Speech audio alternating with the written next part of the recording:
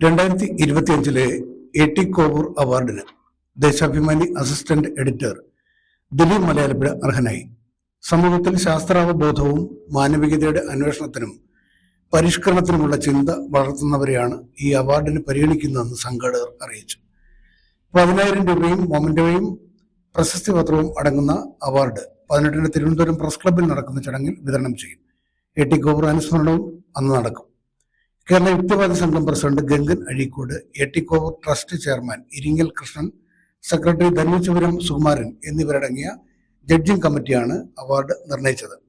ശാസ്ത്രരംഗത്തെ പുതിയ അറിവുകൾ സമൂഹത്തിനായി അവതരിപ്പിക്കുന്നതിൽ മാധ്യമപ്രവർത്തകൻ എന്ന നിലയിൽ ദിലീപ് വലിയ ജാഗ്രതയാണ് കാട്ടിയിട്ടുള്ളതെന്ന് ജഡ്ജിംഗ് കമ്മിറ്റി അഭിപ്രായപ്പെട്ടു. പത്തനംതിട്ട ജില്ലയിലെ മലയാലപ്പുഴ സ്വദേശിയാണ് ചന്ദ്രവിലാസത്തിൽ ദിലീപ്. ഭാര്യ ലേഖ, മകൾ Diya Dileep, merchant navy. Positive news.